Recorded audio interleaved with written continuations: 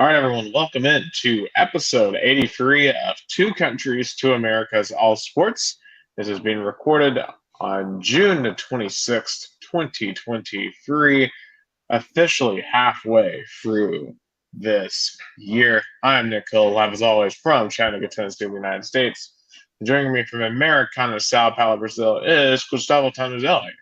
And yes, it feels like we have reached the natural transition period of the sports calendar, both in America and Brazil, because we've seen all the stuff that's happening in the first half of a calendar year, and now we just kind of wait on what is to come. Oh, definitely, Nick. Definitely, Nick. The we call here the second semester. The end of the year semester. While you guys have more like a summer fall kind of sports time. Yeah, like it's transition because it's weird because in the first semester of sports in Brazil, especially since we're so soccer centric, it's not much happening. You only have the state championships for the big teams. But now we're gonna be. We're almost a third. We're practically we're third, one third into the Brazilian Championship. Libertadores and Sul-Americana is gonna get their group stage done this week. Brazilian Cup quarterfinal is gonna be in a couple of weeks. So things start to hit it off, but I'm still excited what happened here on Saturday. I'm gonna talk definitely on the Brazilian topics. Also, yeah, that's true. We're gonna start a new round of the Paulista Under 23, and definitely July is gonna come really fast. It's gonna be really hitting up, and in American sports too, it's the transition time is starting to fade. Absolutely. I don't know if I saw any scene in sports the past week more electric than what happened in Americana over the weekend, but we're definitely got to get more and more into that as we get into the Brazilian side. But on the American side of things, probably the most significant sporting event still ongoing is the College World Series, but that in itself is about to conclude. LSU and Florida, two teams that I can't stand. A lot of Tennessee baseball fans can't stand either, are battling out for the national championship. And it looks like the Tigers, Baton Rouge, are going to get their first title in a couple of years.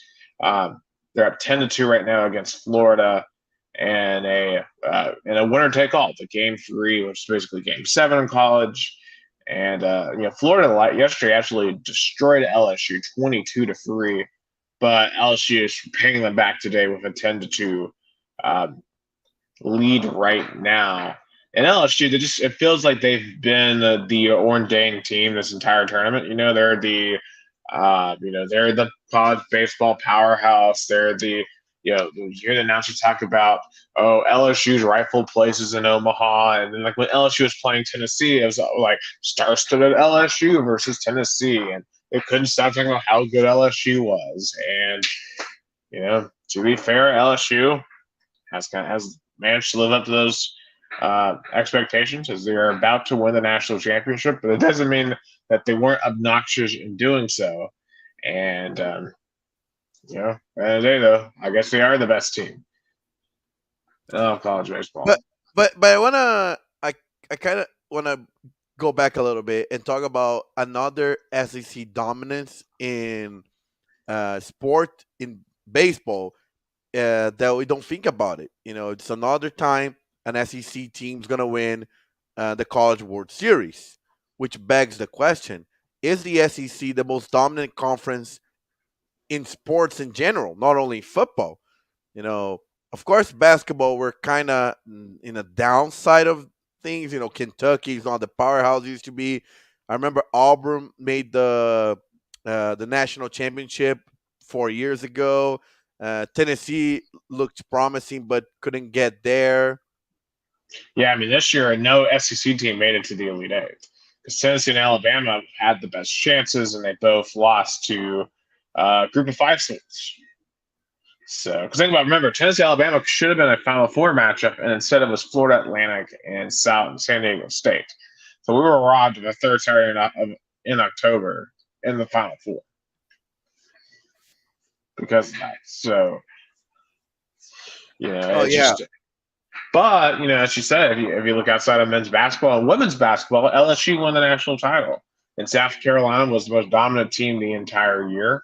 If you look at softball, future SEC team Oklahoma was the dominant program. Of course, Tennessee was one of the Final Four teams there. Alabama was another team that made the softball World Series. If you look at, obviously gymnastics, SEC is dominant, including having the most, well, probably one of the 10 or 15 most recognizable female athletes, period, right now, and Olivia Dunn. Maybe not all for the athletic reasons, but hey, she's recognizable. I mean, she was hanging out with Chase Elliott last night at Nashville at the race, and NASCAR's throwing the heck out of it. So for better or for worse, she's an SEC superstar. I mean, so you're right. SEC just has that pull, and especially with Texas and Oklahoma coming next year, and that pull is only going to increase. Oh yeah, but I mean, I think already safe to say congratulations to the Tigers. But and also it just show how the Tigers are, kind of scary. In football, I think they're gonna go even stronger with Brian Kelly. I didn't thought they're gonna go as good as they did in year one. If you remember, we everybody thought they're gonna go probably 8-4, 9-3, and they came really close to going to the college football playoff if they didn't have a bad night down in College Station. Oh, absolutely. How different. Absolutely. I mean, because you think look at the course of that season, right? Because they probably should have beaten Florida State if you're at the extra points again block. I mean, uh, that Tennessee game, I don't know how many times out of 10 we would have boat raced them out of 10. Granted, at that point in the year, I think Tennessee was just a far better team, and I still think at the end of the year, Tennessee would have beat them. But, I don't know if we would have 40-13 them again in November. But yeah, the LSU, that A&M game, that game still doesn't really make a ton of sense when you look at what LSU was able to accomplish down the road. And I know LSU won their bowl game 63-7, but that was a Purdue team that had just lost their head coach, and they really weren't emotionally invested in that game. They really didn't end the season strongly, right? Because I know they beat Alabama, um, but at the same time, they lost that game at A&M. Of course, they lost to Georgia, but I mean, they were Georgia, right? Everyone was losing to Georgia last year, and they beat a Purdue team that just didn't care. When they play Florida State on week one, we'll learn a ton about just how good LSU actually is this year in football. But you can't deny that LSU has a lot of momentum, at least in terms of on the field performance. Now, I know they just recently had some violations, some announced with the NCAA in football and basketball. I know they've had to vacate some wins in basketball, especially. I believe in football they had to give up some scholarships, but I don't think this will be much of a deterrent for LSU's success rolling forward. Um, on the flip side, what does this mean for Florida? Just because I know yesterday you put up 22 runs, you put yourself in a do or die situation. You literally got up 2-0 today, and since you got 2-0 in the bottom of the first, you got outscored 11-1. And now, just as a school, when you look forward to this season, I mean, in football, Florida is over under for wins is 5.5 in football. Basketball isn't expected to be that good. Psychologically, I mean, this feels like maybe snowballing to an era of losing down in Gainesville. Yeah, I mean, of course, the expectations on year two of Billy Napier are going to be high, but Florida has been interesting in college baseball because this isn't their first rodeo getting to the national championship game in the last 10 years. So they're building something, but it's interesting and the rotation of SEC teams in baseball.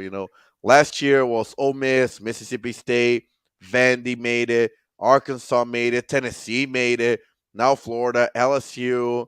So it just show how spread the talent in the SEC baseball it is. It's not concentrated on one or two teams. Yeah, and speaking of one of those teams, you brought up the balls. We were here last week. They had just beaten Stanford. We were wondering if they could take out LSU to move on to play Wake Forest. And unfortunately, that just didn't happen. LSU just outclassed them. And you knew the Vols were in trouble in this game when you went to this game. LSU said it was a bullpen game. I thought this would be the perfect chance for Tennessee to take out LSU. So I'm like, it's a bullpen game. You don't have to play Paul Skeens. It's all good. But then the reliever guy they threw out there went 6 innings. He went longer than Drew Beam, our starter. And I knew once he went past 4 innings, I'm like, oh crap, this is not what I wanted to see, because I was wanting us to rock him and get him out of there by the end of like the third inning. I wanted to really have to go deep into the rotation, and we just never forced them to. And it was a combination of just bad hitting, really costly miscues hitting, in terms of leaving people on base. Like, we had so many runners on base throughout the LSU game that we stranded. It was ridiculous. And then defensively, we just had some blunders. And of course, defensively, they had blunders all year. And it just kind of reared its ugly head in this game. But, at the end of the day, I'm still happy with the performances postseason. I'm proud of what they were able to accomplish. And just shows that we are a bit closer to getting to the point where LSU is right now. But you're just going to need a bit more. So I think they learned a little bit how to play in Omaha this time around, but just need more. And I think it's about making it. And once you start making to the tournament, you're starting to learn how to play. And we have to realize we got the first win in Omaha. That's something to be proud of for the Vol Nation. Absolutely. Yeah, to me that's what I wanted out of the appearance, was to get a win. Omaha, that's exactly what they did. And I don't think they would have won 2 straight against Wake Forest, like LSU did, to make it to the National Championship Series. I think that was going to be a very tall task once you lost that opening game to LSU.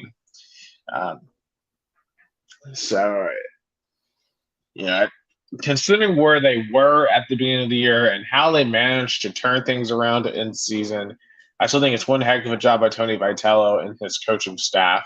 And I hope they take this appearance and just continue to build on it for next year.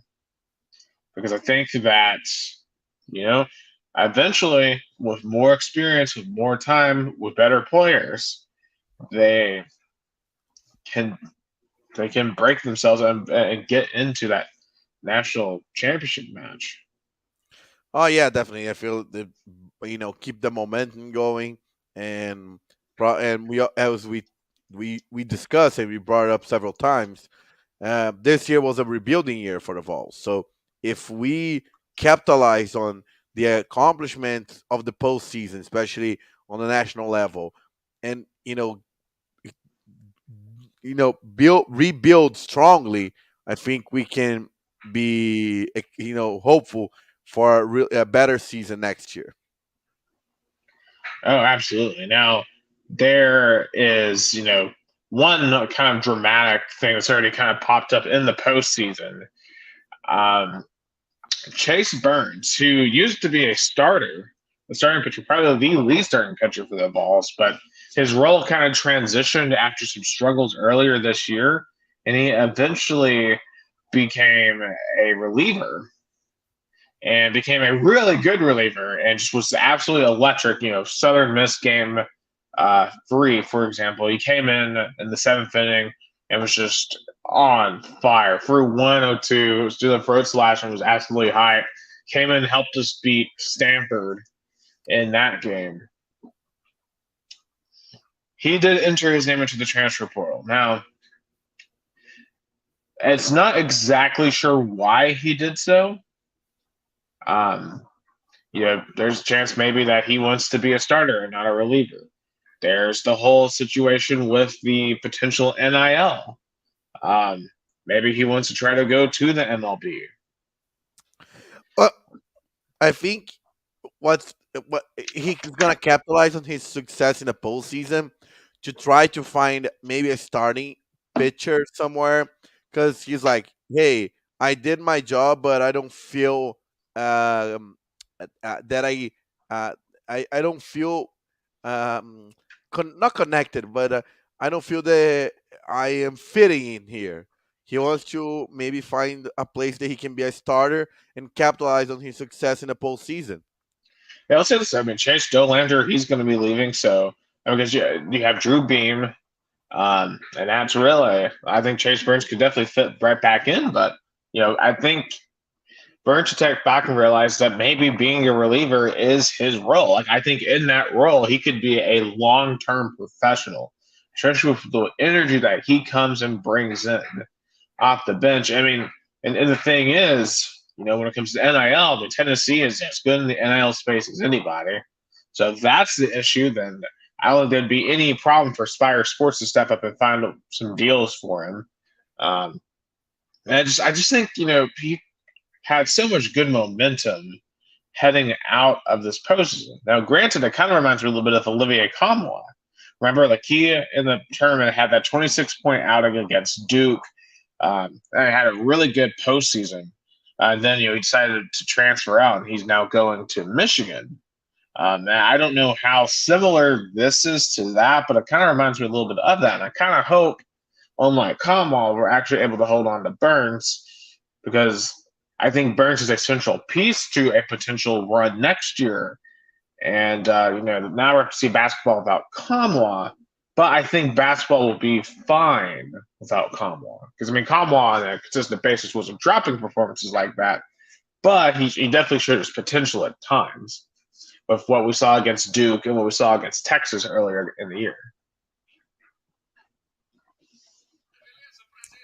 But yeah, I think that's a good comparison, and it's unfortunately we're gonna see players. I think there's gonna be a trend in college sports. If somebody really steps up in the postseason, but struggles with finding his place or her place in the team in a regular season, they're gonna probably look for somewhere else, capitalizing on a good performance in the postseason, but when they had struggles. So I think it's gonna start to watch out players struggling in the regular season, but they do well in the postseason. They're gonna go right to the transfer portal. Yeah, I mean, I think of like Haley Van Lith at Louisville going to LSU. I can think of Hunter Dickinson from Michigan. He's had some great postseason performances for them. Michigan kind of struggles, so he now is at Kansas. Um, and you have to wonder maybe if some of the people that warned about the transfer portal were maybe right about some of their warnings in terms of now you just basically have free agency. Uh, Which is good. I like it. I think they should be a free agency. I think should be freedom for players to go where they feel better, and because and also you have to think about it. They put their name in the transfer portal, but that doesn't necessarily mean they're gonna find a match. They're gonna find somewhere they're gonna you know fit in, or a college that they feel it's deserve eh, of the brand they want to go. Yeah, it just sucks when it's your team that gets pillaged. But at the same time, Tennessee, like for example, in basketball, we lost Kama, but we just brought in like Dalton Neck for Northern Colorado. So we'll see if that works for us. Or Justin Gainey, for example, we'll see if that works. So it's just one of those things that's now part of college sports, and we'll have to see who works and where. But I'm curious. I feel like the next guy here would certainly have a different opinion on that because he seems like he's complaining about everything new in the landscape of college sports. Nick Saban. I feel like we've talked a lot about Nick Saban recently, and don't get it twisted. I mean, this guy is still probably the greatest college football coach of all time. Uh, but man, he's been complaining so much this offseason. I mean, it's very unusual. So he made a comment last week that he thinks Alabama should have been in the college football playoff because they, quote, would have been favored against three of four teams. And those three teams would have been Michigan, Ohio State, and TCU. Um, I don't know exactly why he would say this. Um, because it's not about spreads and game lines. It's about what you do in the field. And fortunately for Alabama, they lost 2 games on the road that cost them a chance at the playoffs. Open shut case to me. It's the classic, like, do you know who we're talking to kind of thing, or like, hey, the odd. Because so now let's don't have a season. Let's see who the odds are better. Give the win, and we're not gonna put players on the field. Just give the odds. The odds. Who has the better odds to win again? Georgia, hand on the crown. I mean, they were favorites against LSU and Tennessee, and they lost. And clearly, there's a committee, and the committee analyzed all the factors, and they even put Alabama in number 5, which shouldn't be this way. Should have been number 6, but that's a whole nother conversation. But my point is, Nick Saban has to be less media, less media, and more focused on rebuilding Alabama. Right, and just because when you look at Alabama and you hear Alabama fans talk about this, I mean, I heard this the other day. Alabama's. Do you know how many national titles Alabama has won in the last 5 seasons? Just one? Yep, just one, and that one was 2020. So it wasn't a full season. You weren't having to go into places like think about this though. When they came to Neyland in 2020, they came into a Neyland with like 20,000 people in it, or they went to Baton Rouge with like 20,000 people in it. So they weren't going into full stadiums. Yes, that team was great. I think they would have won the national championship regardless in that season. But still, like Alabama isn't winning the title every other year anymore. And I think this year they have so many questions in terms of like who the quarterback's going to be, who the star receivers are going to be. Because I mean, I don't think that team really has a ton of stars right now. And I think there's kind of an identity crisis because Alabama, to remember, after the Tennessee game last year, Nick Saban said that he thought his team was kind of nervous heading into that environment in Neyland. And Alabama used to be the big, bad team that would show up. Like Georgia right now is that. Georgia wasn't scared to play Tennessee. They came out and they absolutely hit us in the mouth. Alabama would have done that years ago, but they don't anymore. And I don't know if Alabama's going to get that back at this point. I think Nick Saban should I think Nick Saban and Bill Belichick, great coaches, they're going to be in the Hall of Fame, but both should be starting to think about transition, retirement, and I don't know. I think for both, more Bill Belichick, but Nick too, to think about legacy because that's important too. Yeah. You don't want to drag it out too long because I think Belichick are starting to drag out just a little bit. And I think that for Belichick, there's the whole, well, he hasn't won anything that hasn't concerned Tom Brady. And now, Tom Brady went off and won a Super Bowl without him. But Bill Belichick can't do anything without Tom. And for Nick Saban, it's like, Nick Saban has proven he can win in different eras. So I don't get it twisted. I still think Alabama's going to be a very good team. I don't know if they're going to win any more national titles though under him. Like I think they're going to have more playoffs. But when the playoffs extend, I think then I like when the playoffs extend because then it's going to be less about spreads and more about actually playing a postseason game. Right. I mean, okay. Right now, I just thought of this question: who do you trust more to win a national championship over the next 3 years, Alabama or Ohio State? The Ohio State question is Ryan Day able to beat Michigan? Because he hasn't the last 2 seasons. Right. Well, he didn't beat Michigan, but he should have frankly beaten Georgia last year. So, yes, he's struggling against Michigan, But at the same time, he basically coached a near flawless game. And if it wasn't for his kicker missing a field goal, Ohio State would have beaten Georgia in Atlanta. So, I mean, they're very, very capable of winning the title. But you're right; they got to find a way to take out Michigan. Um, it's crazy that Michigan's looking at maybe getting a 3-year winning streak on them this year in Ann Arbor. Yeah, I still think it should have been Ohio State, Michigan in the college football semifinals. It should have been Georgia, Michigan, Ohio State, TCU. I think that should have been. Well, it would have been a way more entertaining national title, that's for sure. But I mean, TCU they deserved, I think, that first seed. And hey, they beat Michigan; they deserved their spot on the national title. Just they were not ready for Georgia. So hopefully, in the 12th team, a team like TCU would get taken out earlier, so you get a more compelling national championship. But hey, it's only 68 days until the Vols kick off against Virginia, 66 days until that first Thursday. And I guess it'd be 61 from week 0, where you have games like Vanderbilt, Hawaii, and Notre Dame, Navy. So, yeah, I'm counting down the days. I am ready because it's going to be a fun season, I think. So it's going to be fascinating, of course. Storylines will be including, can anyone take out Georgia? Can Tennessee sustain? How does the Big 12 and Pac-12 handle their last season with Texas, Oklahoma, USC, UCLA? I mean, there's going to be so many storylines this year. It's going to be nuts. Oh yeah, I'm excited for college football this season. I think the question is it gonna be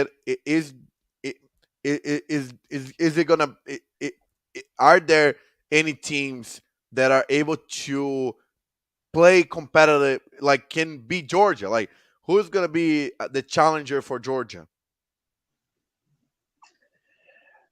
That's the question, right? When we look at their regular season schedule, I mean, I think the only game where they could be in danger is at Tennessee, unless Auburn is just magically a lot better.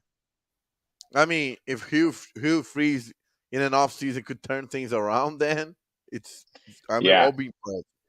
Because at home, their only 2 home games where I think they'll get tested is South Carolina and Ole Miss. And I don't know if either one of those teams will have enough to beat them at home. And then on the road, I mean, here's the thing. I mean, before they go to Tennessee, Georgia has 3 games outside of Athens: at Auburn versus Florida and Jacksonville, and at Vanderbilt. At Vanderbilt is going to frankly be a home game for Georgia. There'll be more Georgia fans in Nashville than Vandy. Auburn is a complete wild card. And I doubt they can rebuild themselves that quickly. And Florida, to me, I'm not high on Florida at all. And when we definitely get into team previews, you're going to see that I think this could be a very rough year for the Gators. So what I'm hoping is that until the Tennessee game, they're frankly not tested that much. Because I want them to go into that game in Neyland. But here's the thing: if Tennessee can find a way to get to that game at 9-1, and the SEC East is on the line, then Neyland will be just as crazy for that game as they were for Alabama last year. And then we'll have to really test how Georgia responds to that, Yeah, that's what I'm excited about for this season. If Tennessee can win this game, then it's gonna be a game changer, not for this season, but the future seasons. Yeah, but Tennessee has a much harder road to get there because they gotta get to that game at 9-1 at least, and that would include you got to play Alabama before then, Texas A&M. You go to Florida. You got South Carolina. You need to avenge. You got to go to Kentucky, which I think could be kind of tricky. To Missouri the week before, which is kind of tricky. So, but we'll see if they can navigate all of that to get to that game. Speaking of Georgia, it's kind of an unusual story. It's in minor league baseball. It's kind of a silly story. So there's a minor league baseball team in Macon called the Macon Bacon. And they play like rookie league ball. I think they're in the same league as the Savannah Bananas.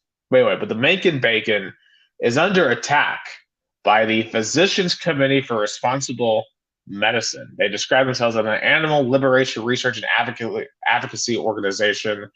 They wrote a letter to the president of the Making Bacon and said that having the nickname of Making Bacon is unhealthy, and they think they should change their name to the Bacon Bacon or the Mushroom Bacon to help their fans stay healthy. Or should we making mushroom? Yeah, they want them to be the Mason Mushroom Bacon. The only thing I'm gonna comment about is like this committee don't have anything more important to do. Maybe have other priorities in healthcare in America. Really, a minor league baseball team is the thing that they really want to change. They're gonna make people healthier in America. Really, really. Yeah, I don't know how much a name is influencing bad health choices. Like I don't think the Making Bacon makes anyone want to have bacon anymore. And if someone wants to have bacon, then that's their decision to have bacon. Because I think you can have anything in moderation. Um, and it's crazy that this advocacy group is going after this team. It's kind of crazy. Um, and you're right. I mean, there's a lot of things that they probably should be focusing on that are very unhealthy and they are very rampant in our society. But hey, let's go after the Making Bacon. I don't know. It's crazy. And what's crazy is really, if you think about it, by drawing attention to this name, you just made them more popular. Yeah, I it's like there's some people like, hey, we wanna, do something to people don't talk about it or stop talking about it, and then you brought up attention and people will be more engaged, and maybe they will even go to the games and eat bacon, just because of the attention they brought. Absolutely, it just doesn't make any sense. It's very silly. All right, so switching gears a little bit, we talk some basketball here for a minute because last Thursday was the NBA draft, and to no one's surprise, Victor Wembanyama went number one to the San Antonio Spurs. So we'll see if Wemby can live up to all the hype as a 7'4" forward, basically, who can handle like a guard, shoot like a guard, but has the size of a center. And it's going to be coached by Greg Popovich. It's going to be exciting to see what he can do in San Antonio. But I think the rest of the draft is kind of interesting. And the number one thing I took away from this draft is how irrelevant college basketball has become. Because look at the top 7 picks. Number 1, Victor Wembanyama from France. Pick 2, Brandon Miller, went to Alabama. Could be in jail right now. Probably should be in jail, but that's neither here or there. Scoot Henderson played in the G League. Amen Thompson, number 4 to the Rockets, played in the G League. Arthur Thompson, number 5, played in the G League. Anthony Black, number 6, went to Arkansas. Ballard Coulibaly, I don't know how to say it. It's coming from France. Literally, out of the top 7 picks, 5 of them are either foreigners or G League. To me, when you look at previous drafts, they were very college dominated. Not anymore. And I think college basketball right now has a complete dearth of talent that is an absolute blow to the sport's popularity. Because when you watch March Madness, there's no obvious stars to watch. And you could tell in the quality of play. The quality of play in March was just not very good. I mean, yes, you had a ton of upsets. It was fun to watch teams like Farley Dickinson win. But then you get to like the second weekend, you look up and look at the match and it's like Kansas State and Florida Atlantic. There's no stars here. And the feeling that I got watching college basketball back in March is validated here in the draft.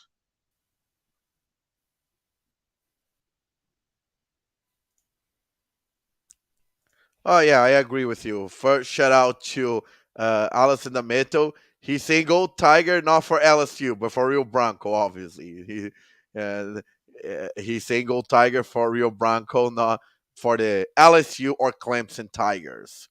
But Rio Branco is the best Tiger team, better than LSU and Clemson, because they're the first Tiger. Absolutely, go But Rio Bronco jokes Tigers.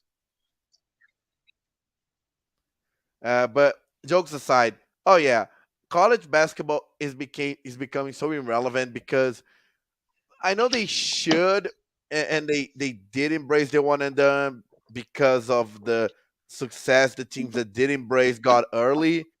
But I think right now no teams are benefiting from one and done. There's none, and it hurt because the thing is the teams that did not embrace the one and done because they didn't have the big brand to do it are making the Final Four. Florida Atlantic, San Diego State. Thus, they can build a strong roster, but with no big talents.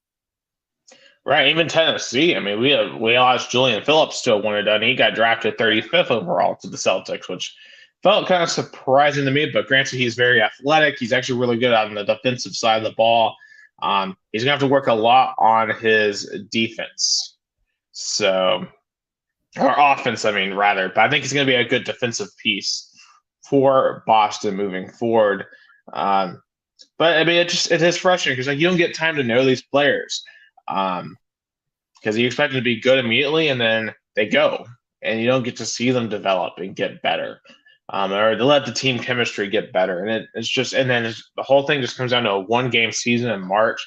I mean, yes, March Madness as a spectacle is amazing, but as a pure sporting event, it's starting to grate on me a little bit. Like I don't think I think it might be the most nonsensical way to determine a champion in any sport.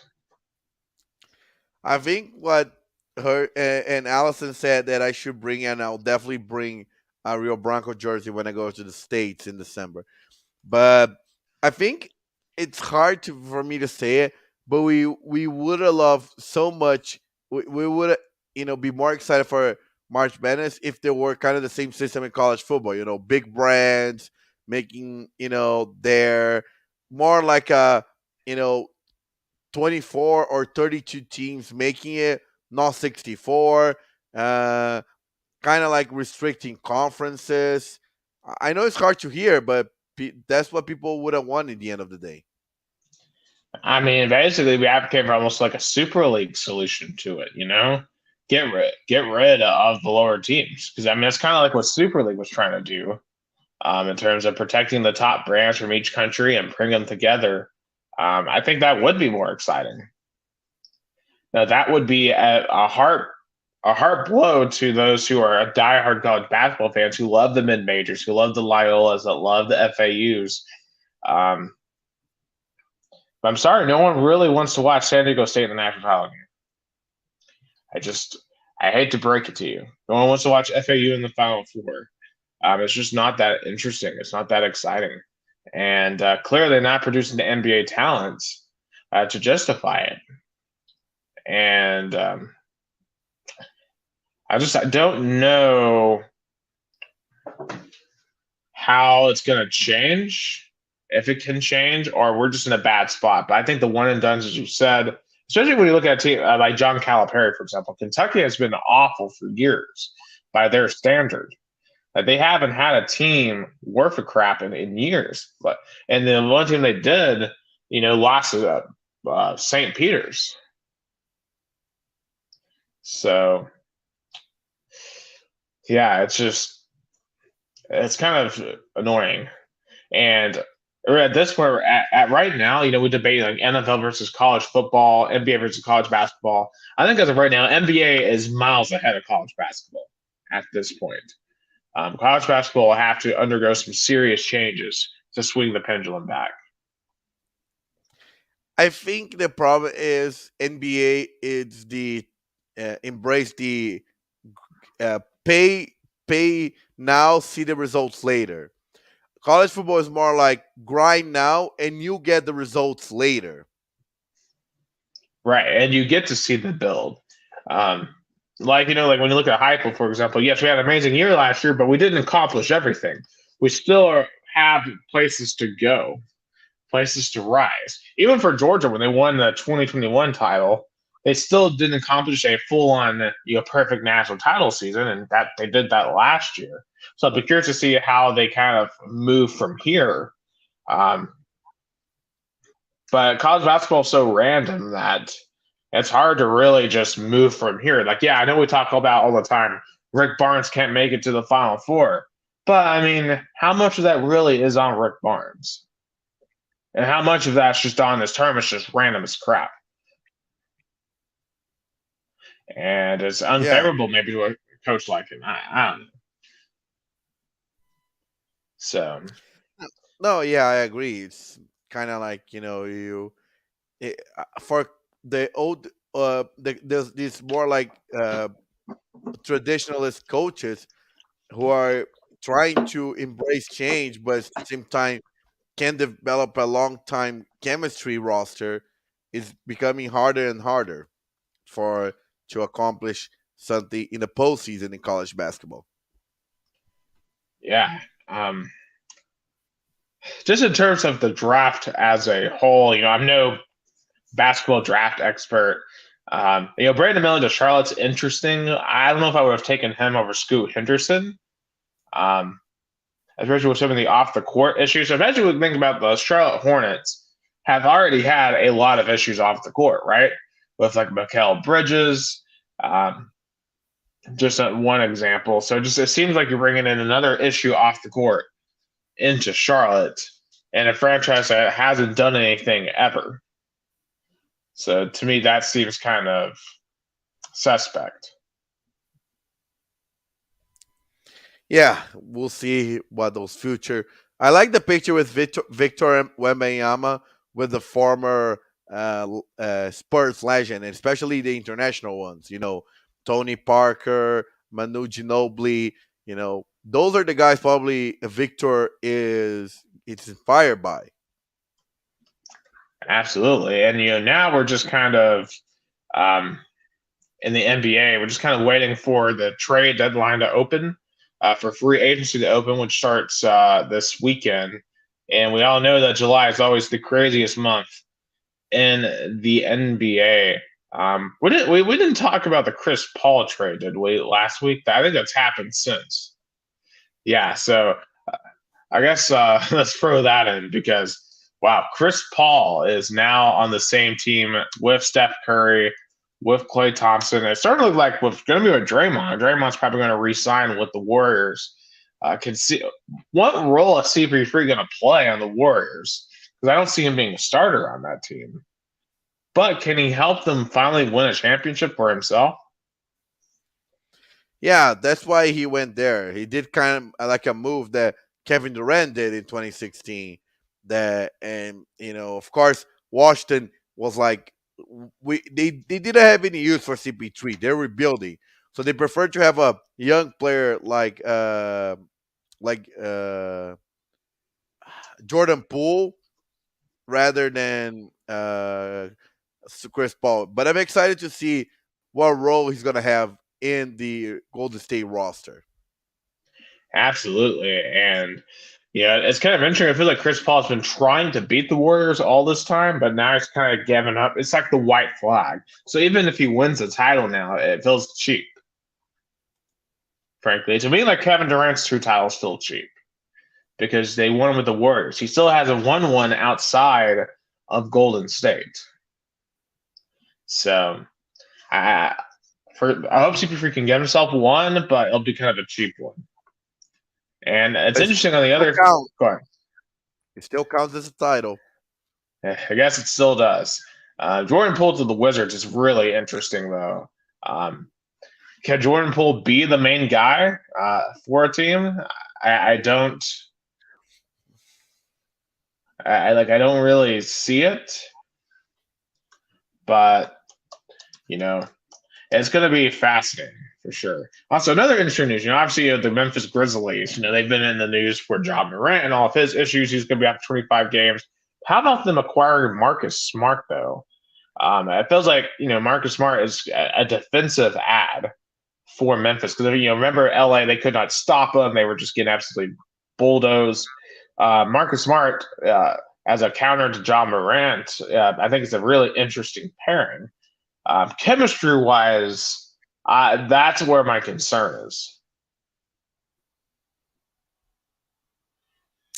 Oh yeah, I think Marcus Smart should be the adult in the room and should be the leader of this talented but a little bit unfocused Memphis Grizzlies roster. Yeah, and then how about and then on the Celtics side of things, Kristaps Porzingis. Porzingis has been kind of in the Wizards. He's been kind of irrelevant for a little while since his time in New York. Uh, can he be a part of a championship roster in Boston, or is Porzingis just kind of a dead weight? I mean, when he joined Dallas, I was excited. I thought he was gonna shrine with Luka Doncic, but I guess it didn't click. But again, I mean, I think it's the last chance in the NBA. Maybe a team like Boston, he's gonna find his basketball talent again. Absolutely. And you notice the team that isn't doing any of the moves is the Denver Nuggets. I think they feel really strong about their core right now. And they're going to make minimal changes. It almost feels like they're kind of at the beginning where like the Warriors were in like 2015. And I feel like as long as Jokic is healthy, they could win several championships. Yeah, I agree. Absolutely. But I think this time next week, we're going to have a ton of moves to talk about once free agency begins. And just like every offseason, the NBA tends to get wild. So that's going to be a lot of fun to see what happens. One off the court NBA note, Dennis Rodman. I don't know how much we've ever really discussed Dennis Rodman on our podcast. Very interesting figure in the history of basketball. Both for what he's done on the court, what he's done off the court, his position in international politics over the past couple of years. But he, for some reason, has decided to say that Larry Bird, a legend in his own right, would not have made it in the NBA today. That he doesn't think that Larry Bird could be a star. He wouldn't. In fact, he said that Larry Bird would be playing in Europe right now, and that Jokic would dog walk him. To me, I think this is an absolutely ridiculous statement. I think Larry Bird would be as dominant today as he was back in his day in the 70s and the 80s. Larry Bird was a very skilled offensive player, and I think he would have adjusted to this era, and I think he would have maybe fried even more in this era. Maybe a guy that I feel like maybe wouldn't adjust in today's NBA would be like a guy like Bill Embiid. I think his physicality probably wouldn't fit in today's NBA. But Larry Bird is a classic shooter. Like, how can he not fit in? He's a natural shooter. And NBA is so much a shooter's league today. Yeah, yeah. I mean, I don't know how Larry Bird would not fit in. Is he maybe as athletic as some of the people as today? Maybe not, but Nikola Jokic is the most athletic person in the NBA right now, and he's right now the best player in the world. It's not all about just pure athleticism. If it was all about pure athleticism, then James Harden would be a multi-NBA champion, but he isn't because he doesn't have the clutch gene like Nikola Jokic does or LeBron James does. It's not all about pure athleticism. Oh, yeah, I agree with you 100%. Yeah, so I don't know. Dennis Rodman, an out-of-pocket take, in my personal opinion, on Larry Bird. I think he totally would have made it.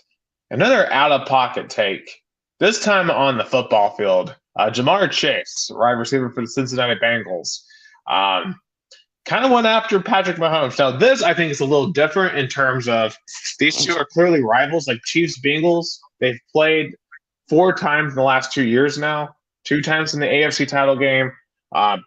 I think this is just a budding AFC rivalry. And Jamar Chase came out with a tweet saying, Patrick who? Patrick who, or actually not a tweet, but I think he was being asked a question about Mahomes, and he said Patrick who. So Patrick Mahomes responded with a tweet with his 2 rings saying Patrick who, which was kind of funny. And then Travis Kelce came out, I think, on his podcast and was like, "You don't disrespect my quarterback like that, especially when he's got 2 rings and yours doesn't have any." I think honestly, I am enjoying this because Chiefs Bengals has the potential to be one of the rivalries we talk about in 10, 20 years from now. Talk about that was a specific era of the NFL that was great. And I think Mahomes versus Burrow is going to be just a feast every single year. Yeah, I love this rivalry. It's 2 talented teams, and having an off-season beef just makes more interesting for because they're gonna meet in the postseason. Only a disaster could make them not facing again. Absolutely, and it just makes it interesting because you already have that narrative because these 2 teams are going to be, as you said, they're going to be in there. And obviously, you got the Buffalo Bills. Could they jump into the mix and finally overcome their humps? But I think that, as you said, the NFL should be embracing this, should be absolutely in love with this because I want Chiefs and Bengals fans to be fighting all offseason. I want them to be trading pain because, when they step on the field, it's like in wrestling. When you have the prelims and you have the wrestlers give the press conferences and they're talking about how much the other guy sucks and I'm going to beat it. I'm going to beat him up. It's kind of like that, and it really just plays into the show. So I love Jamar Chase for coming out here for believing in his quarterback. I mean, I think Joe Burrow is a guy who's going to win a Super Bowl before he's done. He could win multiple Super Bowls before he's done. I don't know if he's going to win as many as Patrick Mahomes. I think Patrick Mahomes is still, I think, the greatest quarterback talent I've ever seen. But I mean, it's going to be a great robbery, and the Cincinnati Bengals are going to be an obstacle for the Kansas City Chiefs every single year. Yeah, definitely. I think it's a rivalry. I think it's gonna mimic like the 49ers and the Cowboys rivalry in the 80s and 90s. Absolutely. And I think when it comes to the Bills, too, I think the Bills, Bengals, and Bills Chiefs also have potential to become big time robbers as well. If they can actually win some of those games. But the Bills are going to have to win against the Chiefs and or the Bengals to really, I think, get those going. Otherwise, they're just going to be like the Bills of old and just be constant chokers. Yeah, I agree. Yeah, but cannot wait for football, both college and professional, even though I don't have expectations for my NFL team in the Tennessee Titans. Some soccer news here in the let's put soccer at the end, so we transition more naturally to Brazil. Breaking news: LSU now completed the game 18-4 win over Florida. They are the Men's College World Series winners, getting their 7th NCAA baseball title. Yeah, they're blue blood programs. Congratulations to LSU. They can celebrate how traditional they are in baseball and how you're not supposed to have any fun in college baseball. So congratulations to LSU. Don't celebrate too hard because otherwise you're a hypocrite. But hey, rivalry comment right there, right? Yeah. So hey, they deserve it. They're the best team. Anyway, so talk about some racing real quick here. So Tennessee NASCAR was in the volunteer state last night. They were in Nashville. They got the whole race in. We had some storms yesterday in our state, but fortunately they were able to get the race in. Ross Chastain finally broke a 40 race long losing streak. He got to win his 3rd win in his career in Nashville. He smashed a watermelon, and he was so pumped. He was talking about how, for all the kids out there, you don't listen to the criticism. You stick to the people that you trust, and you get it done. And he did. And now I think he's going to be a full-on championship contender as he held off Martin Truex Jr. and Denny Hamlin for that victory. I think outside of the race itself, which was really good, a very, very entertaining race, NBC, that was their first race of the year. Because remember, Fox shows the first half of the schedule, NBC shows the second half. NBC was just so much better. I mean, they take the sport much more seriously. The commentating is so much better. The production is much better. And Fox is just silly. It's just silly. They don't show half of the incidents.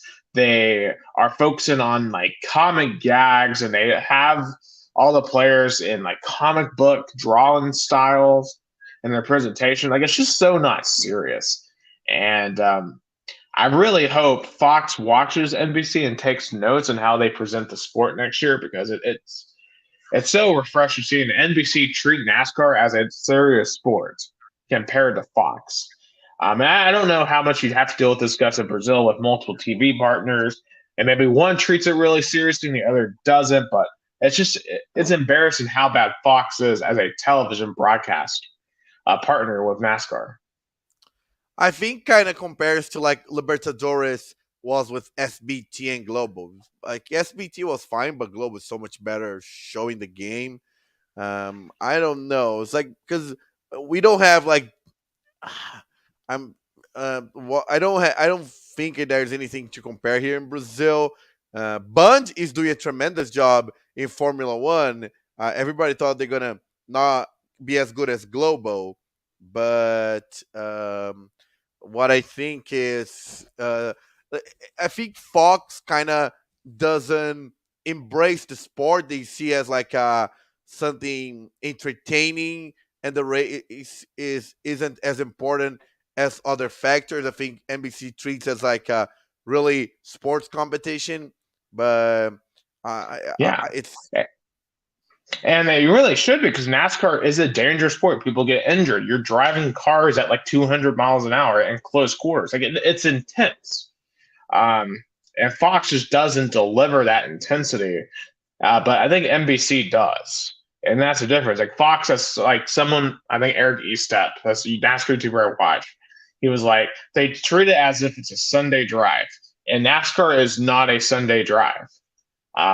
It's an intense sport that these athletes they strap into these vehicles and they are putting their lives on the line for entertainment. yeah, So, definitely I, they should be I treated want to as see them competitors. absolutely, and so I wanted to shout out NBC. I appreciate their production work so much better than Fox.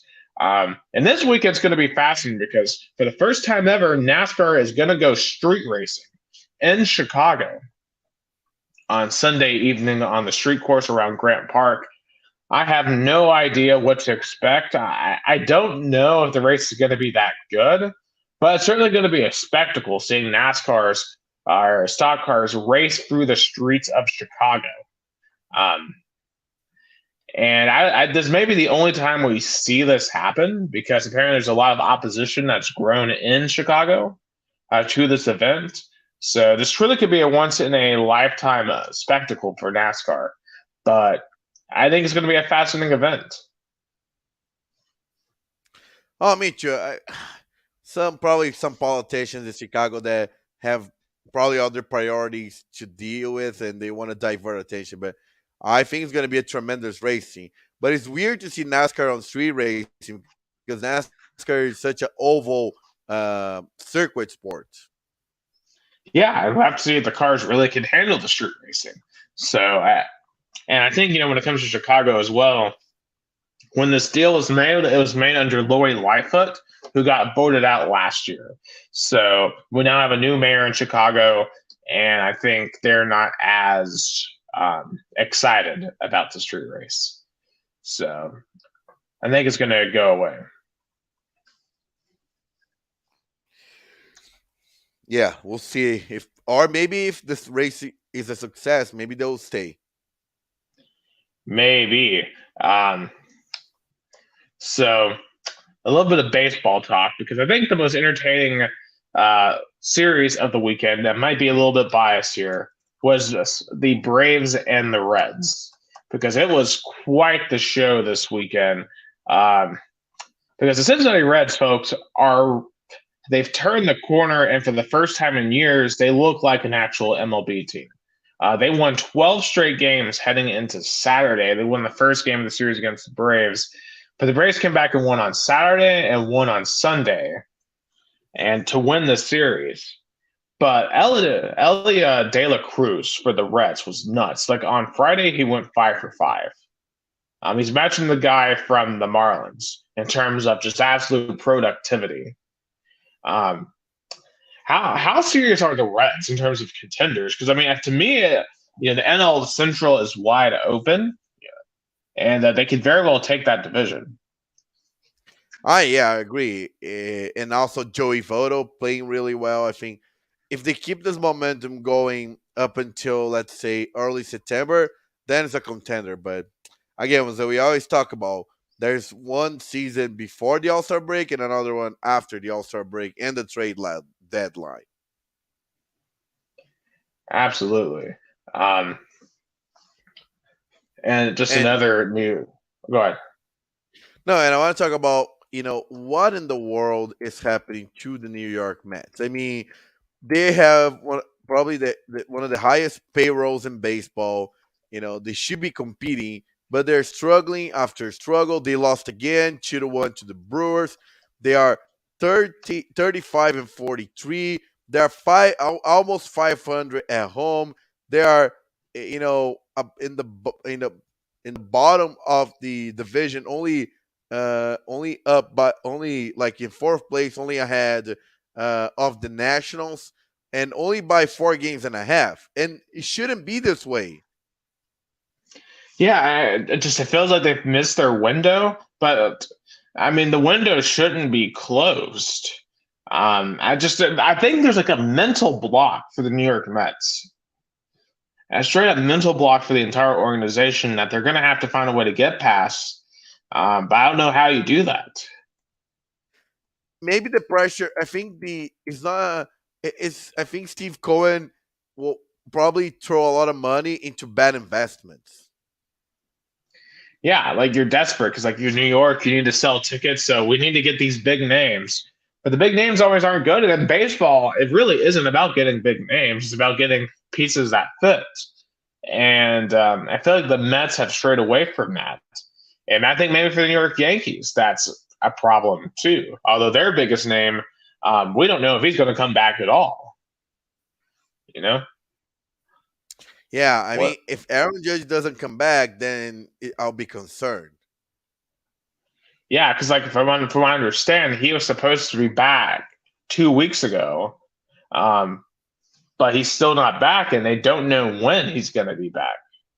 Like if he's not back by the middle of July, they're going to be in serious, as you said, serious trouble because right now they are trailing the Orioles by 5 games and trailing Tampa Bay by nearly 10.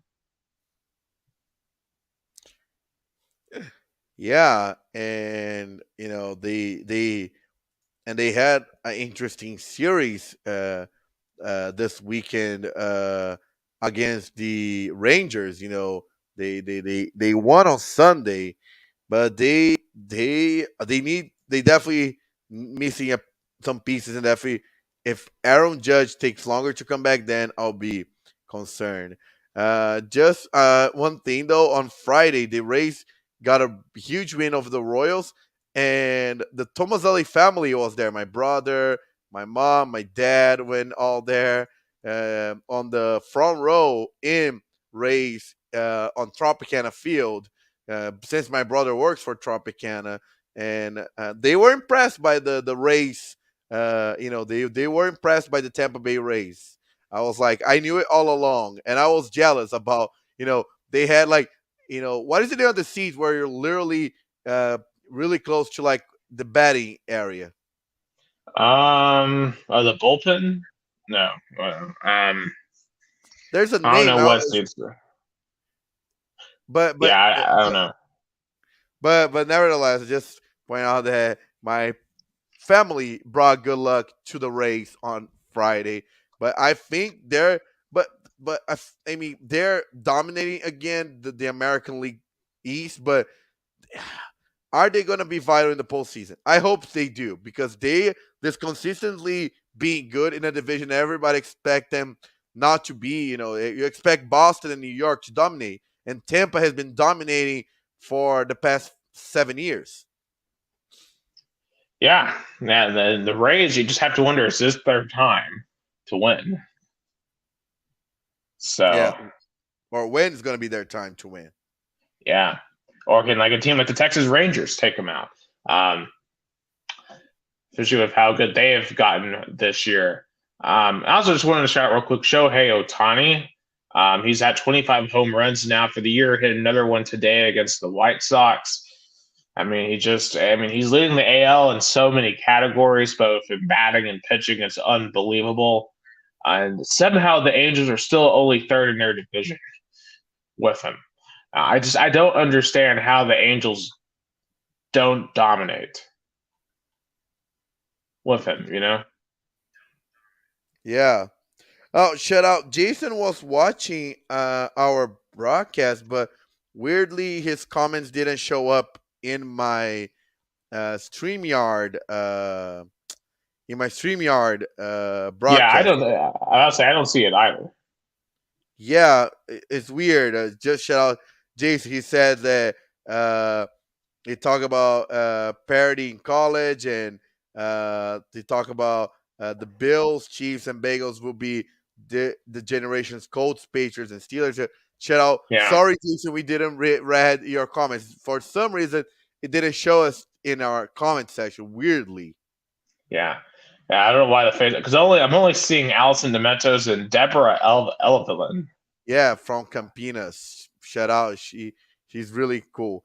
Uh, but Mm. uh, but I mean, Shohei Ohtani, it's a tremendous player. But again, is he going to the Dodgers? Because he probably is going to get tired of piling up stats, but not piling up titles. Oh yeah, Because he sees Mike Trout. Hey, Mike Trout, tremendous player, going to get to the Hall of Fame with no rings. yeah. Oh, he's 100% gone. He's about to get the fattest contract in the history of Major League Baseball. So I'll be curious to see who is going to pony up. And the Dodgers, I feel like the team that's going to just pony up. But you have to ask though, as great as he is, he can't win you a title alone. How much is too much for Shohei? Yeah. Yep. So that remains to be seen. But he's just absolutely dominant right now. Um, Anyway, last American topic, transitioning into some soccer, because the FIFA Club World Cup is going to be kicked off quite literally in the United States in 2025. It's kind of replacing the Confederations Cup, but it's going to be a full-on 32 team tournament with club teams across the world. And we're talking about this the other day, just off screen. I guess the question is, how seriously are teams like Real Madrid and Chelsea going to take the Club World Cup? I mean, first of all, that is a money grab for so many reasons. First, they wanted to have a tournament to test it out the host nation, mainly United States. They wanted to have those tests like they used to do in the Confederations Cup, but Confederations Cup became so pointless, especially with this, the Europe Nations League, CONCACAF Nations League, the Finalissima with, the Copa America and the Euro Cup winners playing. Confederation Cups became irrelevant. So what they do? They got the tournament that, had more attention from FIFA outside of nations, which is the FIFA Club World Cup. Instead of playing them in a really short period of time with only two relevant teams and the rest being kind of irrelevant, FIFA just expand the tournament and made it more uh, you know interesting, because look at the teams that are already confirmed. From Europe, you have Real Madrid, Chelsea, and Man City. Those three are going to attract huge crowds in America. But also you have Palmeiras, Flamengo, which two big fan bases that are the fans are going to show up in America. People, Brazilians in America, especially Palmeiras fans, they are going to go to those games because for Palmeiras fans, there's an obsession. They Palmeiras fans are tired to hear Palmeiras don't have a world champion. So Palmeiras fans from all over America are gonna go to the games, no matter where they are, because this is an obsession. Flamengo has the largest fan base in Brazil.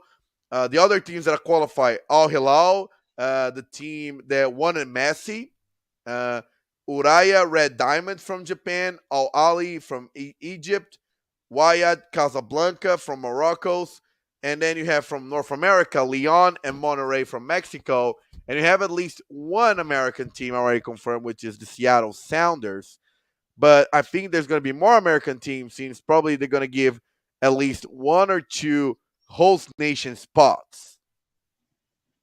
Yeah, because I feel like they're going to have to do it, to me at least, 3 or 4 MLS just to, for the host nation, right? Yeah, I mean, it seems like that's what it's going to do. I wonder if they're going to have a Canadian team in there, like Vancouver, Toronto, considering that Canada is also hosting some matches in 26. Let me try to see the spots how they're gonna be like defined. I saw somewhere, like I saw like a kind of like a something that show the like okay, I got the destination.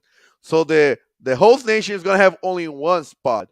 So probably what's gonna be is the MLS champion of 2023, 2024, or the 2020. I guess it's 2024 season. There's only they don't play 2 years.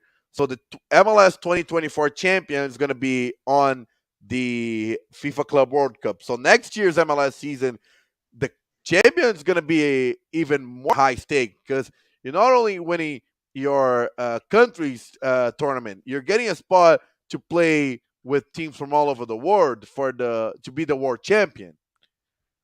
So then you Yeah. have spot for um, one spot for the host nation.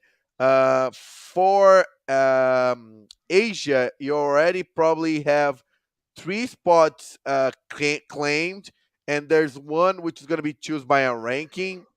Africa, there's only, I guess, two kind of set up. Hold on, let me. So Africa, you have the Al Ali and Wydad. So there's 2 more to go. In Concacaf, you have uh, one to go, which is next year's Concacaf Champions League. South America has 6, so there's uh, the Libertadores winner of 2021, which was Palmeiras, 2022 Flamengo, this year's Libertadores, next year's, and then 2 clubs chosen by a ranking of continent. That's what I'm worried about.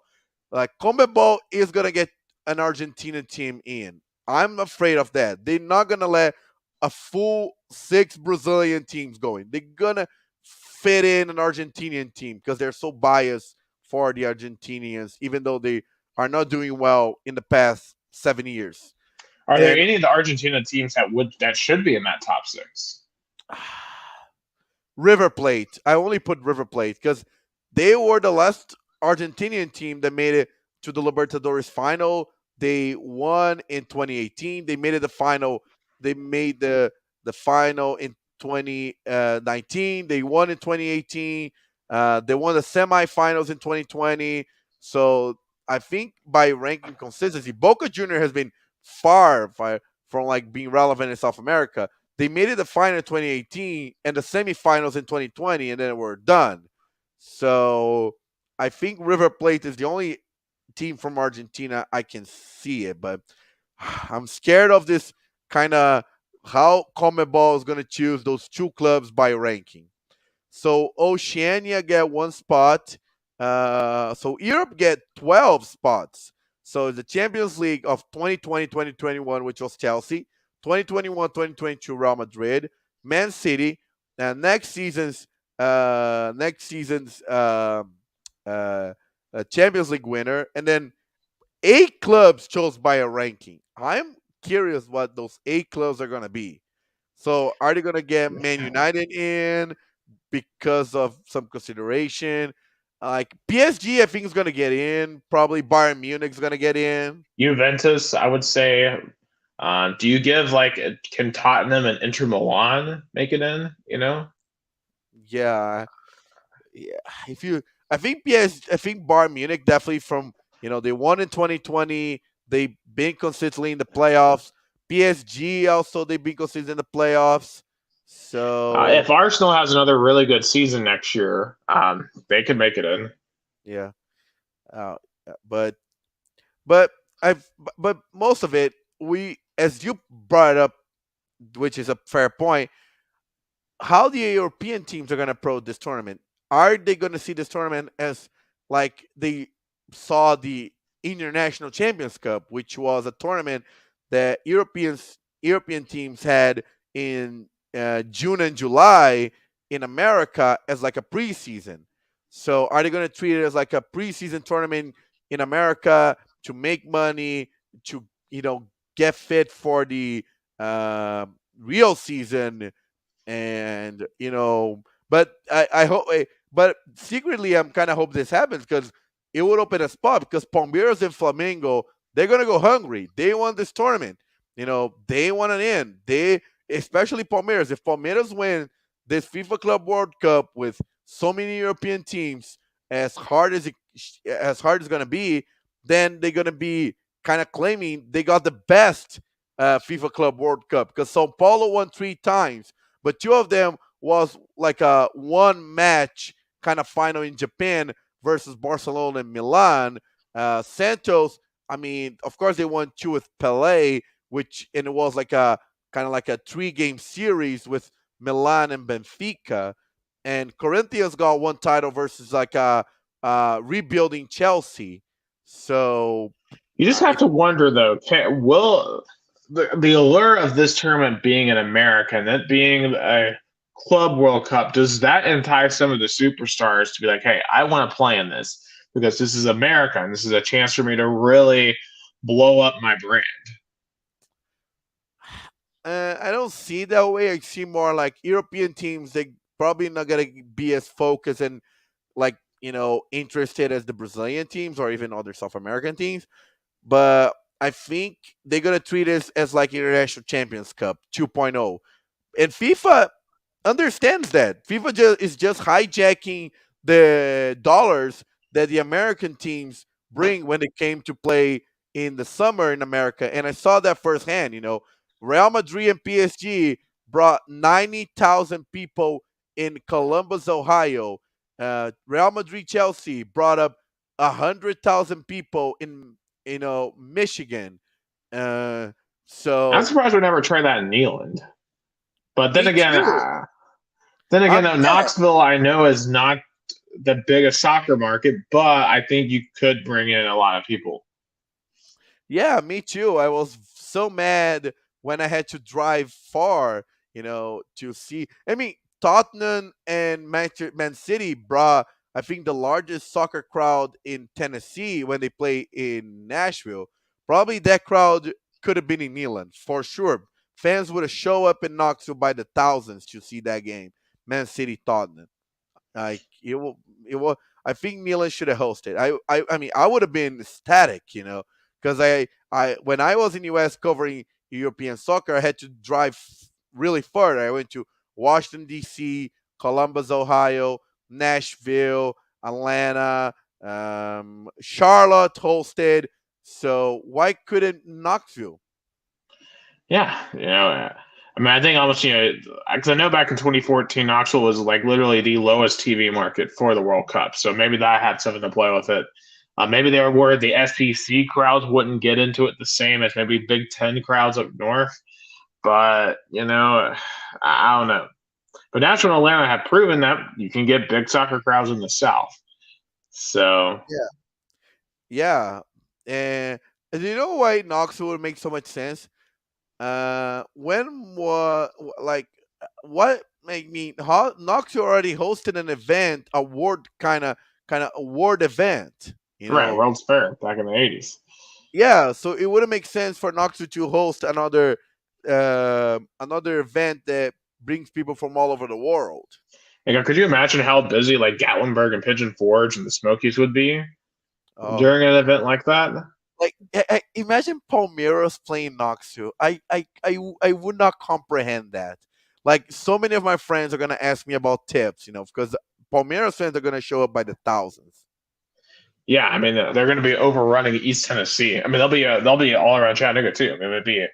I mean awesome for the local economy. So I certainly hope that the Club World Cup is a resounding success for the U.S. in 2025 because I think it could be a very entertaining event.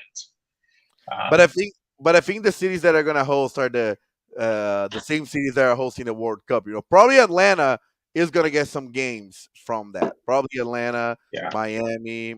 You know, yeah, I'll have to try to see if I can go to a game in Atlanta. oh, if there was a Brazilian team, oh my god, that would be so cool. I will. Oh my god, I'll even make my parents try to go, or even my like if so.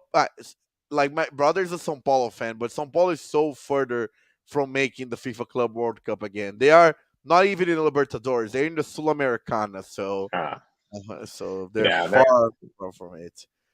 But speaking absolutely. of excitement and Brazilian team, wow! I mean, talk about it. Why? I mean, I think Americana was Rio Branco Amparo was the most exciting game in Brazilian soccer. Period. Period. Period. I mean, like I was I don't know how to describe that. I want your analysis first. I want because you're more kind of like outside of the box. Like, and you saw both matches because I only saw one because I was broadcast Rio Branco. I only saw a glimpse of Paulista and União. But like, first of all, it's so sad to see Paulista of Jundiaí because they have such a rich history, Nick. They won the Brazilian Cup. Imagine how hard it is to win the Brazilian Cup. They eliminated Fluminense, Internacional, Cruzeiro, Botafogo. All teams are in the first division. And Paulista eliminated all of them. And they got a title that, I will kill to Rio Branco to have that title, that trophy in our trophy cabinet.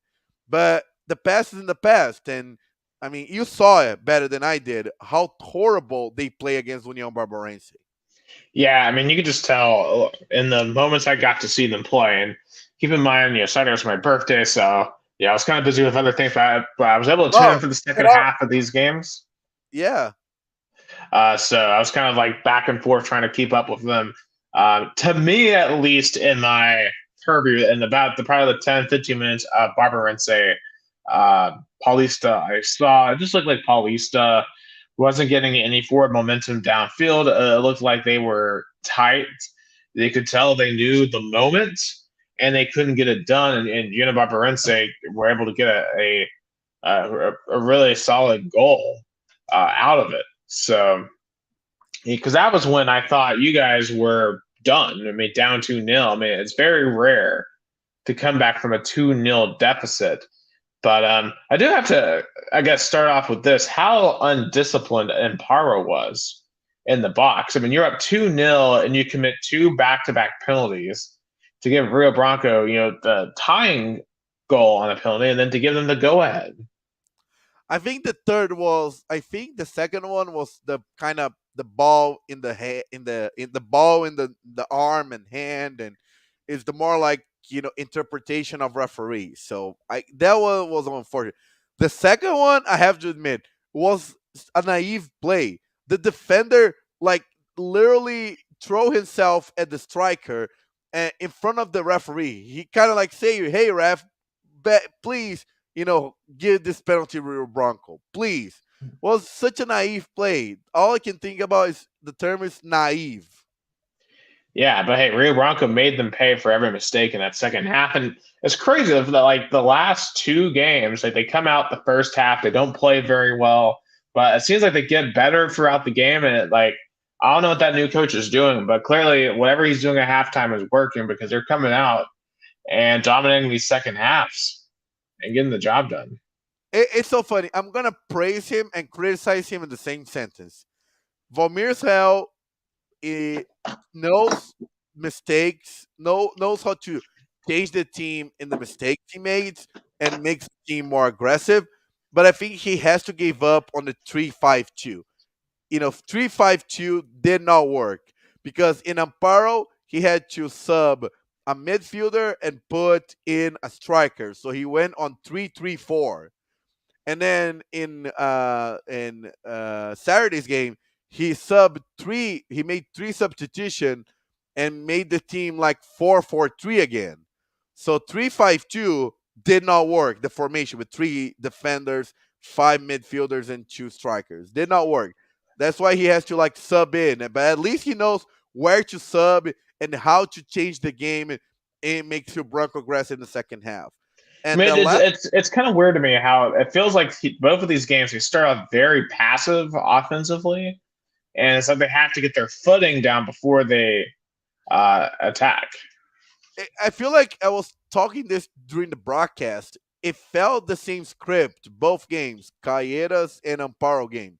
Rio Branco starts strong, has a great opportunity. In Calleros was the goal that was nullified. In Rio Branco, in the game here in Americana was the shot that went on across in the crossbar, and they're literally a couple of minutes later, Rio Branco concedes a goal in kind of let the offense makes the play, and then they get this themselves lost. Doesn't know how to get on offense, and then give space and the only thing Calleros didn't do it and Amparo did was get an opportunity with the mistakes Rio Branco made in the first half. Amparo, capitalized on that and scoring the goal in the end of the first half. I was like, Jesus. I mean, I knew we're not gonna be eliminated because by that point I felt Paulista was not gonna, score. But I was like, Jesus, we're gonna go with a bad morale. We're gonna go with, kind of like kind of low energy with bad morale to the second round. But that second half made the crowd energy like I haven't seen that energy in that Vita Stadium in years. That of course 2021 and 2020 we had the pandemic with no crowds, but from what my friends told me even 2019, 2018, 2017, 2016, that crowd that we had on Saturday was no match. It was literally amazing energy, and even the Bronco president said the crowd were our 12 men. Literally what the Texas A&M logo said, the 12 men, Mhm. Rio Branco crowd were on Saturday, and Rio Branco is gonna try to sign players. I talked to Rio Branco's GM. He said Rio Branco's gonna bring in new players.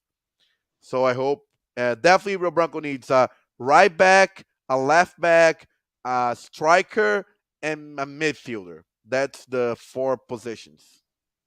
Yeah, and you can feel that crowd energy through the broadcast as well, especially after the last goal. The players are going to run into the crowd, and you could just when they were panning to the home sideline, you could tell they were going absolutely crazy.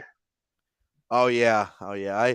I even was lucky enough after I done with play by play because I do play by play and then I am a sideline reporter because here in Brazil I'm the quarterback and the wide receiver in broadcasting. I Mhm. call the game and I interview after. So and this time, unlike the other games, I was able to do literally on the sideline because the players didn't left the field as we saw because they went on a pray, they were so emotional.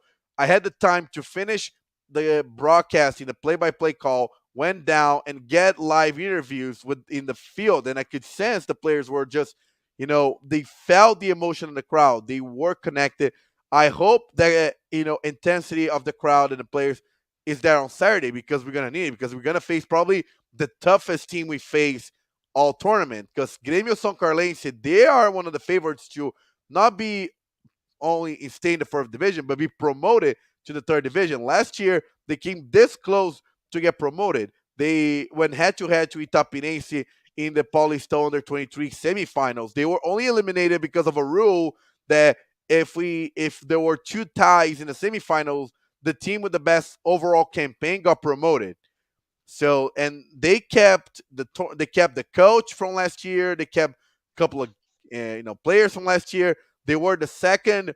They got the second spot on Group 3, only behind Kings Jau, which has a really really high payroll for this tournament, and they are one of the favorites. So and the fans here are like, if we get a point even at home against Grêmio São Carlense, it's fine because our competition is with Jabaquara and Fernandópolis.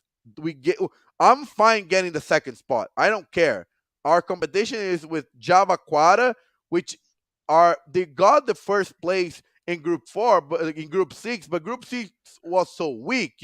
They had a team that got minus points, Eco Suzano, and the last game was forfeit because they didn't pay fines that they accumulate over the season. And the other teams are weak, so I think Rio Branco can match really well with Jabaquara. Fernandópolis, they lost 4 out of their last 5 games, and the only game they won is because the last game of the first round, the other team just gave up on the tournament. They're like, hey, we don't want to play anymore. Just they forfeit the game in 1 week advance. So I think Rio Branco Canada that has really good shot to advance to the second round, to the third round, and then I'm fine with it. We are not relegated. Rio Branco fans are like, our top priority is not to get relegated, to be in the more organized and a more appealing fourth division with only 16 teams next season, and then whatever comes next, it's profit. I'm fine with it, but Rio Branco has some spots I'm concerned about. But Valmir's hell, that was one of the best coaching changes I ever seen in my life.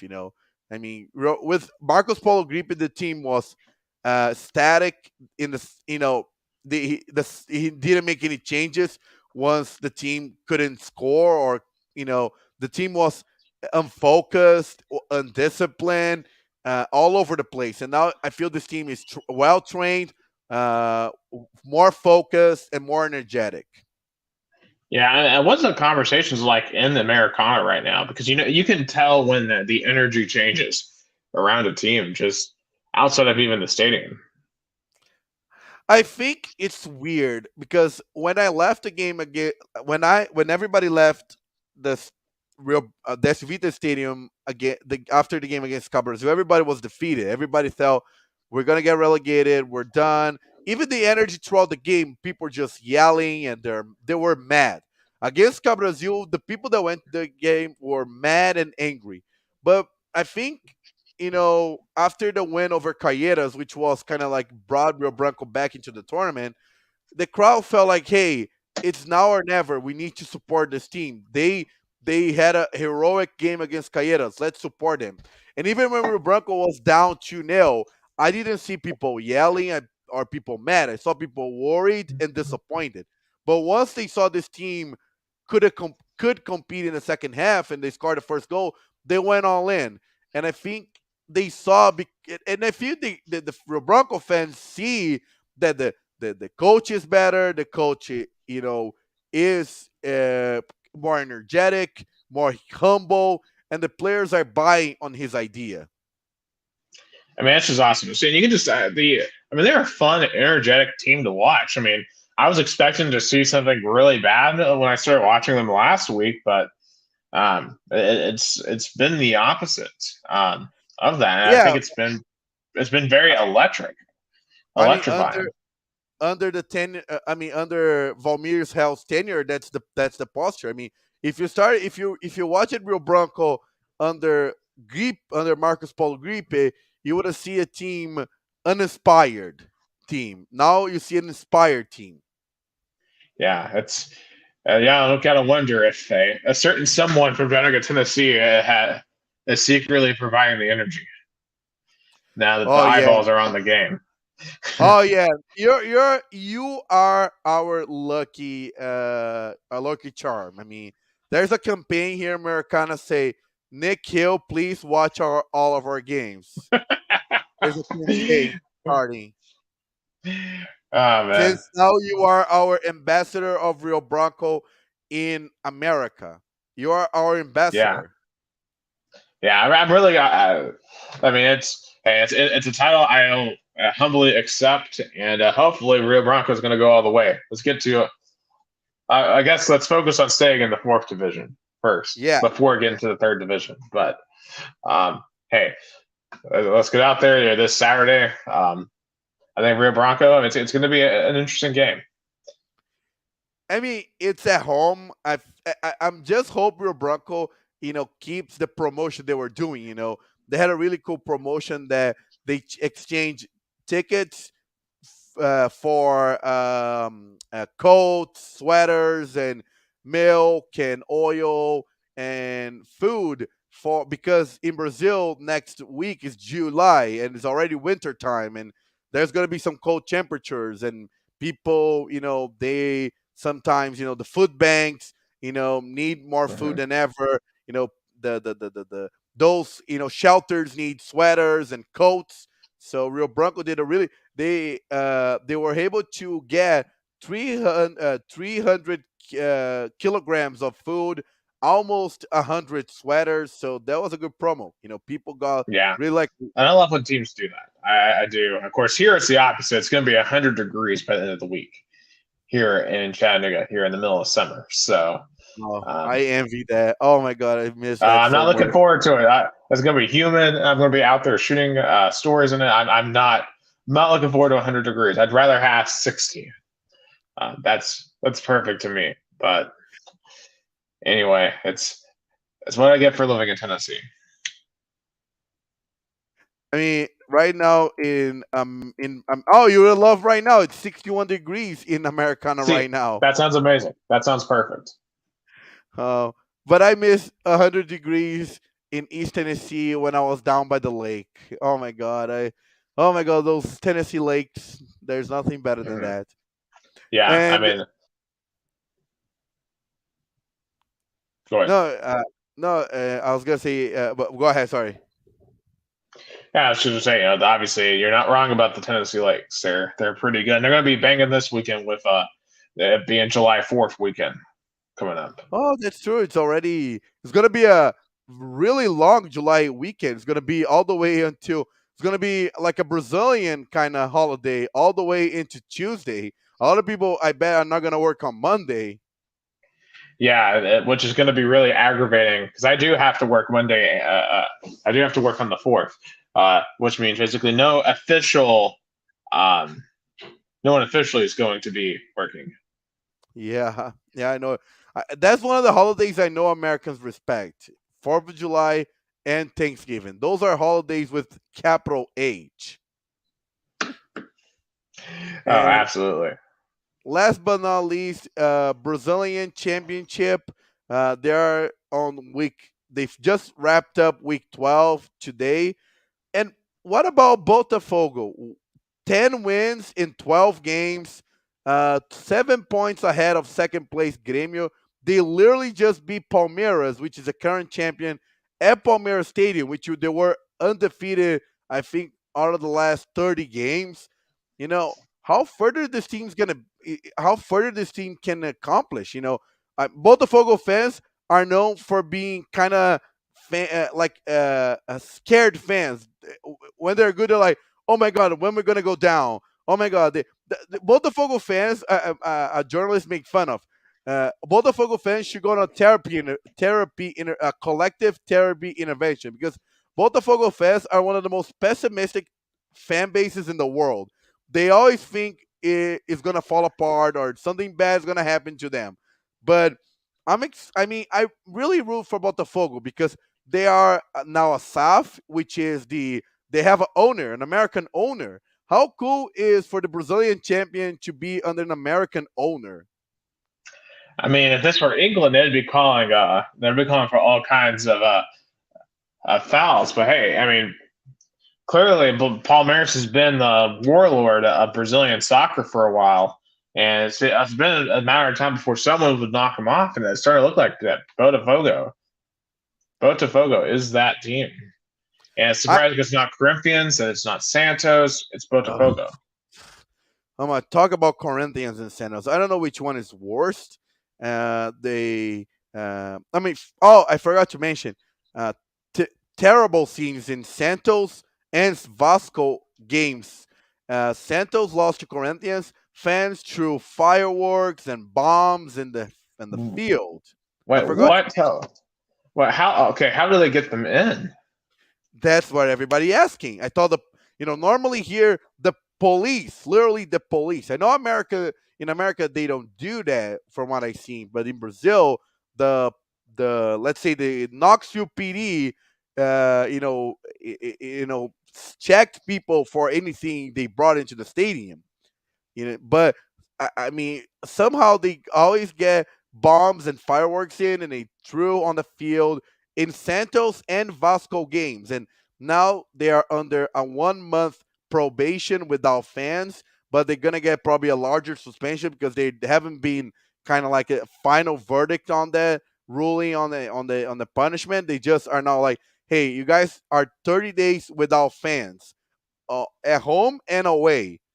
So Yeah, I mean it's deserved. I mean you can't have your fan base throwing explosives on the field. I mean, that's insane. yeah, you just can't. And um, I mean, but Corinthians, even though they beat Santos on Wednesday, they lost again.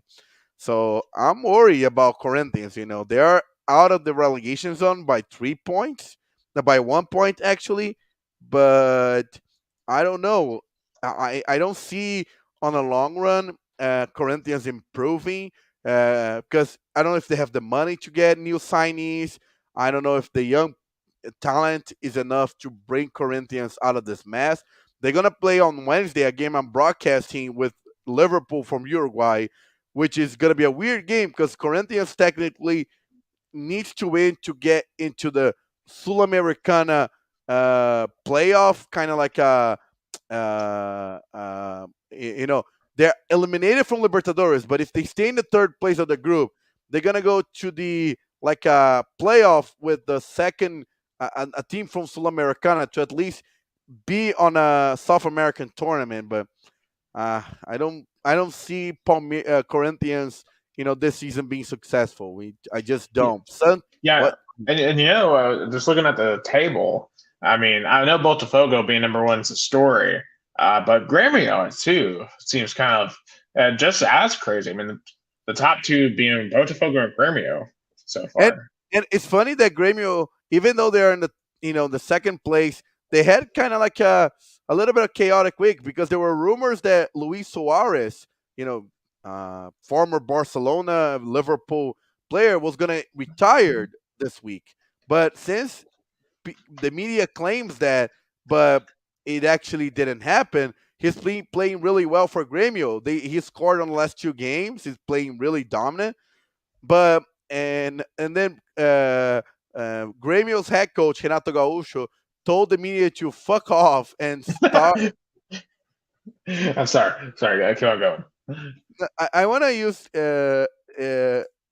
what like get literally what he called the media. 'Cause he used like a kind of like a interesting term that he said about the media. Man, I love Brazilian coaches just have no filter. Like No, the yeah, definitely. He like oh uh he called media members mentally ill people. God. Oh boy! If an American coach said that, they would. I mean, they'd be canceled first and foremost. I Oh, mean, this is what he said. A journalist that says that I don't work with young players is a mentally ill person. That's the right word. Mentally ill. And if the shoe fit to someone, you can manifest. I want you guys to do a research. What coach of Grêmio promoted more young players? What coach of Grêmio helped to put more money into Grêmio's pockets by promoting young players? oh my gosh! I mean, that guy's full of himself. You know. Oh yeah, definitely. He allegedly he said he hooked up with more than 500 women. He claims, Oh and boy! It's like his he's like an Andrew Tate, although Andrew Tate now is in prison. no, but ironically, his daughter is kind of like a influencer. She is Oh boy, uh, that's up. Is she that type of influencer? Yeah, because Okay. she is. I'll send I you. think I can. I think I can um, get the drift there. I'll send you the link, and then he can analyze for himself. It's just ironic because he's such a player, and then he got a daughter that now a lot of people have eyeballs for it. Oh, hey, I I'm not gonna say anything else on that because I don't want to get myself in trouble. Yeah, yeah. I played the fifth.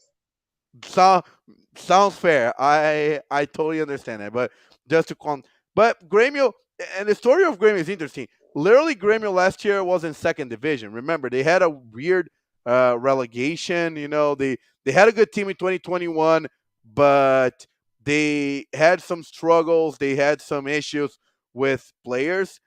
But now they were back there, and they got a goodish second division. They got promoted. Now they're doing a good job, and I think they deserve to be in second place. They have a modest team, but Luis Suarez definitely makes a difference in this team.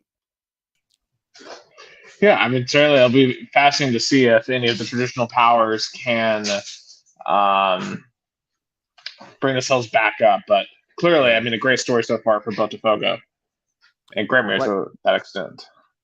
it's interesting. Flamengo, they won on Sunday, but on Thursday they had one of the worst games probably in the last few years. They lost to Bragantino 4-0 in Red Bull Stadium, and they weren't just like a 4-0 out of luck.